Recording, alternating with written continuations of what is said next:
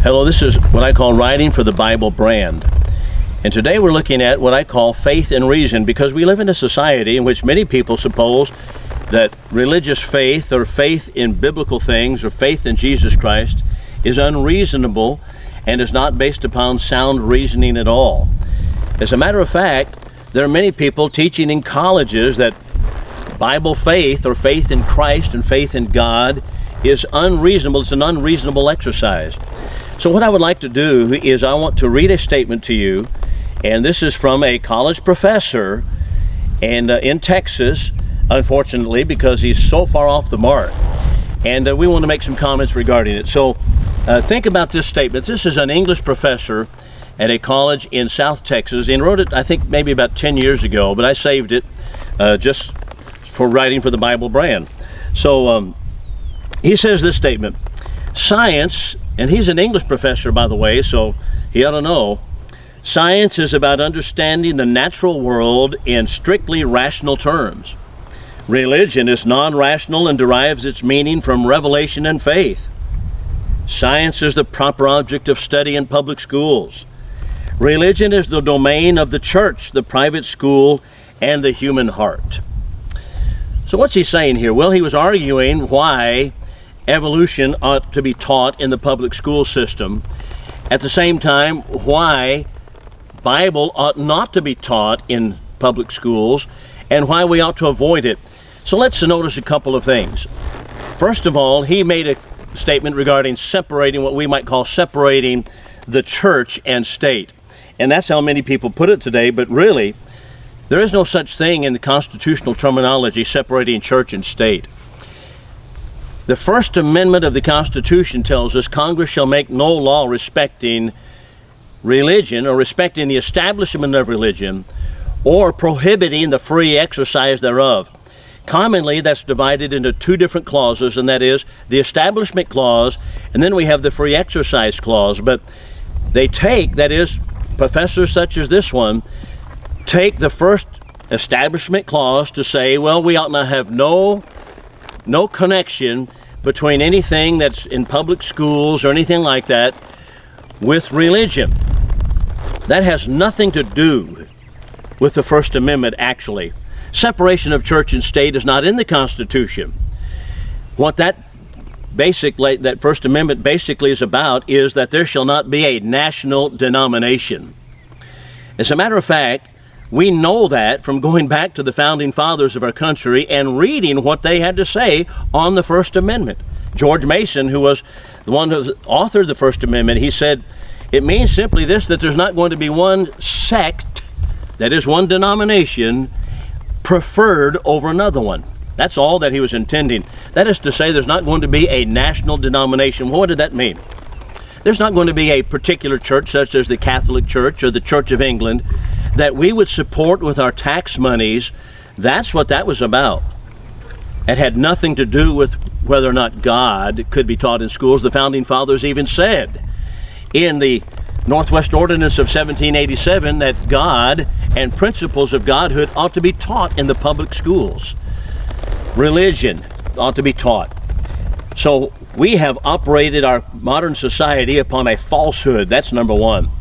But something else that I wanted to note, and this was this professor's comment. Did you notice, and this is probably more important really for us to see, or of equal importance, and that is that he says, well, religion is over here in the non-rational area, but science, and he's talking about evolution, science is in the rational sphere. It is based upon reasoning. Religion's over here in the non-rational, non-reasoning part. That is all so much nonsense. It's upside down. Let's note a couple of things. Number one, evolution is not scientific fact. Evolution is a philosophy taught as science. It is not scientific fact. It is based upon other assumptions as well. But I want to, in thinking about it as a whole, that's the way they want to define it, simply because they want to define it as true even before the debate begins. They set the table as they want to set it. Well, they said it wrong. But evolution is not scientific fact. As a matter of fact, think about this. Spontaneous generation, that is life arising from non-life. Is that scientific fact? No, it is not. To be science, it has to be replicated in the laboratory. That is not replicated in the laboratory, but evolution is based upon the idea that somewhere in the ancient past, life spontaneously generated out of non-life. That is non-scientific. That is very non-scientific. It's philosophy. As a matter of fact, it's more like a fairy tale, isn't it? How about the origin of the universe itself? The popular theory is the Big Bang Theory or something very similar thereto. Is that scientific? No, not at all. It's not scientific at all because how do we know? Is it replicated in the laboratory? Are we able to go and examine it? No, it's speculative nonsense. It's speculation only.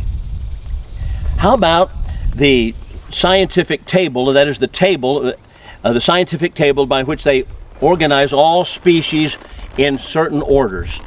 Is that scientific? No. That's once again speculation based upon the assumption of evolution. It is not found in the rocks that way. That's all non-scientific. And yet, this professor wants us to believe that it's all about science. On the other hand, how about the Bible? The Bible is based upon science? No, it's not something we discover in the laboratory, but that's not the only way truth is discovered. Truth is also found in historic truths. Mathematical truths are not found in the scientific laboratory either. Historical truths are not found in the laboratory. They are weighed on historical evidences, and the Bible shows itself to be historical and flies through with beautiful colors every single time based upon the historical evidences that it is true. The Bible tells us, don't accept everything, prove all things, and hold fast to that which is good. 1 Thessalonians 5:21. The Bible wants you to use reasoning, rational thinking. 1 John chapter 4 and verse 1, beloved, believe not every spirit, and the spirit is the ones, that is, people think they're animated or inspired by a spirit. He says, beloved, believe not every spirit, but you try them, whether they be of God, for there are many false prophets gone out into the world. Jesus Christ commends sound reasoning, and the Bible shows itself to be coming through gloriously when we look at it from historical perspective.